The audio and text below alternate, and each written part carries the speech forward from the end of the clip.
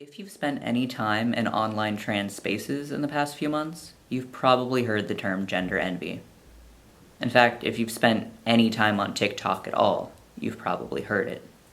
Specifically, there's a TikTok trend, gender envy, but it makes less and less sense to cis people as it goes on. In these videos, people post a series of images, often starting with pictures of people and progressing to more and more abstract aesthetic images.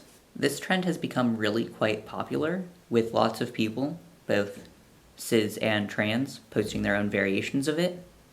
Because of its inherently vague and personal nature, however, it's also led to a lot of questions, the most common being, what is gender envy? So let's start there. Although the term gender envy gained popularity within the last year, it doesn't seem to be a new trend. According to Google Trends, what is gender envy has been being searched since 2013, though interest spiked in December of 2020. At the same time, interest in gender envy as a standalone term peaked. Gender envy isn't new to YouTube either. In late 2016, YouTuber Queer as Cat released a video titled, "Confusing Gender Envy and Admiration with Attraction." This includes the earliest, and to this day most concise, discussion of gender envy that I have found. I'll let Vesper speak for themselves on the use of the term here. Before I go any further, I want to clarify that I'm using gender envy, or I guess even gender admiration in this video, because I don't have any better words or ways to talk about this, so I'm just pulling those terms out of my ass. Maybe a year from now I'll be using completely different terminology to talk about this, I don't know. But yeah, for now, bear with me. As they say, they didn't at the time have any better words to express their experience, so they used the words that felt the closest. Gender envy. I don't know if Vesper would still use this term to talk about their experiences, but I will say that to this day, the term gender envy and the way they discuss it holds great resonance for me. I've decided to speak on this now not just because the gender envy trend has gotten big on TikTok, but because within the past week or so, I've seen a good amount of pushback against the term from other trans people. This has centered largely around not understanding the term or not being comfortable with it. While all of the takes I've seen on this matter have been completely understandable, I thought I'd add my own voice to the conversation and give my thoughts on it. The first major concern I've seen is that gender envy itself seems like a bit of a misnomer.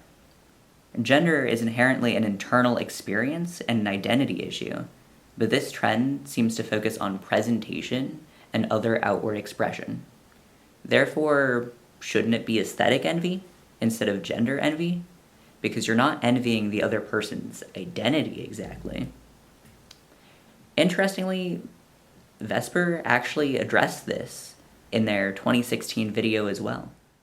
I also want to point out that the vagueness of the word gender in this instance is entirely desirable and intentional, because I feel like gender envy or gender admiration can refer to many different things and can manifest itself in many different ways. So, for example, while it might be envy or admiration of how someone expresses themselves, and that self-expression may or may not have anything to do with gender for that person, but it may refer to self-expression or gender expression, but that's not all that it can be about. I was really thrilled to see this section of their video, because it captures so clearly what I mean by gender envy and the way I understand its common usage today. I feel gender envy not because I'm envious of someone's gender, but because I'm envious of something about someone that I feel relates to how I would like others to perceive my gender. In the case of the abstract images so often included in gender envy TikToks, those images invoke envy because they resonate with how one would like their gender to be perceived or how they themselves see their gender. Directly after the previous clip, Vesper goes on to describe a more expansive view of gender envy that can include anything from envy of someone's actual identity to envy of how someone interacts with social norms. This doesn't seem to be common in the current interpretation of gender envy, but it's interesting to include regardless. The other concern I've seen raised is that cis people are misusing or even hijacking the term and idea of gender envy through this TikTok trend. And to that, I just have to ask, can't cis people also have complex relationships to their gender? That may sound a bit flippant, but it's a question I come up against time and again in trans circles, so let me expand a bit on what exactly I mean by that. Any person who approaches their gender with enough time and thought can develop a meaningful model for how they want to embody their masculinity, femininity, androgyny, and so on. By that token, a cis person who has a solid idea of what sort of, say, masculinity they'd like to embody could certainly see someone who encompasses that in some way and feel gender envy. Do I think this is a common experience for cis people? No, absolutely not.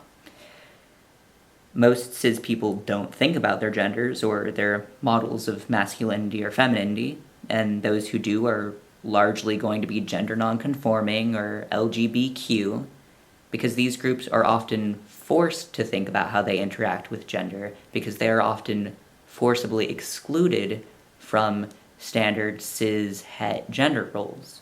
Ultimately, though, it's good for all of us if cis people take the time to meaningfully interrogate their genders.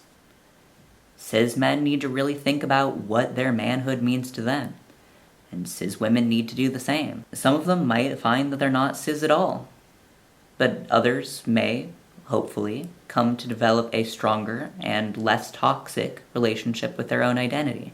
Questioning should be encouraged without being either stigmatized or treated as a stepping stone to transness, because we all profit when gender is viewed in a more nuanced way.